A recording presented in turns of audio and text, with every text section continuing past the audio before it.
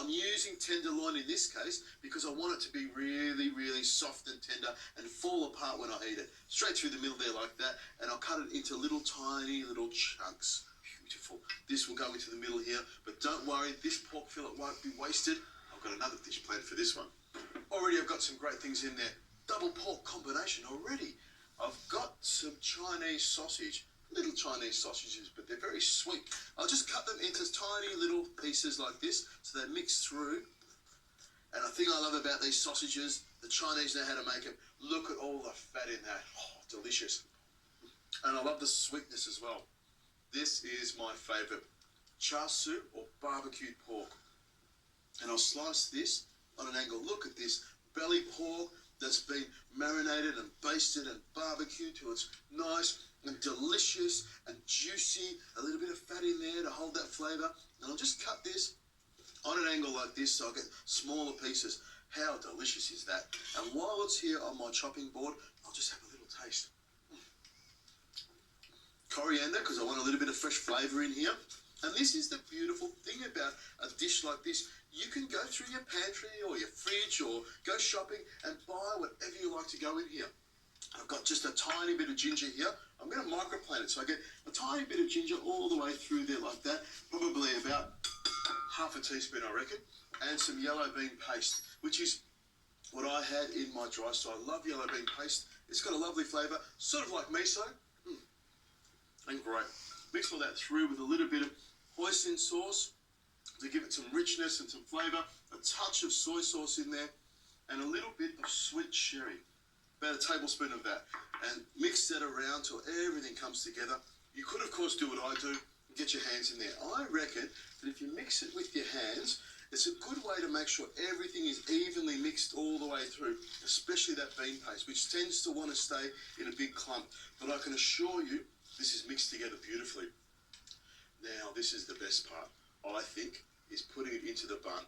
I reckon my dough has risen up, and I'll just bring this over here to have a look. Look at that. That has risen beautifully. I'll give my hands a wash, and we'll make some beautiful combination pork buns. My dough is nice and soft and warm. My mix is made. Cut this in half here. I'm going to make 4 buns. So I'll cut this in half again and half again. It's a little bit sticky to work with this dough, so have a bit of flour around so you can dust it. Now what I'm going to do is with my thumb and forefinger, I just push a hole in the middle and open it up a little bit, dip a little bit of flour in there, open it up so I can put the filling into the middle here. And just stretch it out. The dough at this stage is really soft and easy to work with, but just a tiny bit sticky. I'll just take some of this mixture here, about a quarter of it, and pop it into the centre here. Open that up a little bit, and then pop in some egg.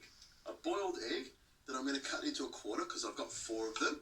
This is the surprise bit right in the middle there, and then pick that up, and then just squeeze it around very gently with your fingers. But don't worry about too much about this bit on the bottom. It's actually the top here is the bit that everyone sees. And I've got a little bit of greaseproof paper that I've got there, and pop the bun straight on top like that. The greaseproof paper allows you to move it around and stops it sticking to the steamer basket when you steam it.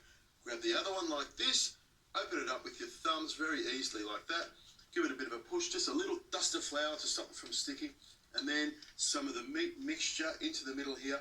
Open up a little hole in the middle, and in goes the egg surprise.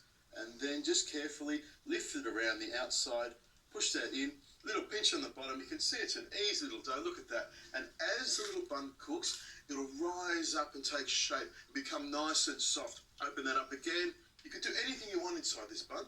I reckon some banana, a little piece of banana in the middle here would be a great little dessert one with some sweet maple syrup. Oh, how delicious would that be? Last one, how easy is that? 4 of these in no time. In the centre there, bit of a pinch around the outside. Look at that. Now you can see here I've got a wok with a big steamer basket. Steamer baskets are cheap. You can get them from any Asian grocery store. They cost a couple of bucks. Underneath it I have a big wok with boiling water. What I'm going to do is steam these nice and slowly. The only tip is when they're cooked, don't forget to peel the paper off. And the last one, pop that in the side there. Oh, we you need to do is pop the lid straight on here. That'll take about 15 to 20 minutes to cook. The bun will expand and steam and become so light and fluffy. The inside, the meat will cook and all those flavours will come together. I can't wait to eat this. Now the easy thing to do is of course buy a sauce from a shop. But why bother? A few simple herbs and you can put together a really tasty sauce. Coriander's my favourite to throw in there. I love it. Now you got to have a bit of chilli. We love some spice. You can use really hot chilies if you like, or mild ones. It doesn't really matter. I just like to take the seeds out of it and cut it nice and fine, and that way it goes all the way through the sauce. Now something that always works really well with Asian food is of course ginger and garlic. I like to grate it fine, so again it mixes through the sauce. A little bit of zing with some lime, lemon if that's all you've got, it doesn't really matter. And all you need to do is stir in some soy sauce and you have the perfect Asian sauce ready for those pork buns. 15 minutes have transpired and my buns, my special combination pork buns are ready.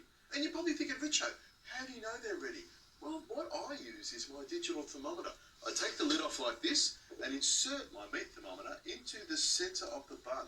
And when I get a reading of somewhere between 68 and 72 degrees Celsius, I know my meat is cooked. Out it comes, and out comes my pork bun. Oh, nice and hot. Oh, looks great. It's puffed up a little bit. I'm going to show you the inside with my sharp knife. Make an incision all the way through here. And I want you to see how this bun cooks. Look at that baby there. I've got the meat that's cooked on the outside, the egg on the inside, and all the juices. You can see the juiciness of the meat is in the middle there. And this is red hot. I can feel the heat in it. My mouth is watering. I know how good this is. A little bit of my dipping sauce on top like that. A few toasted sesame seeds on top.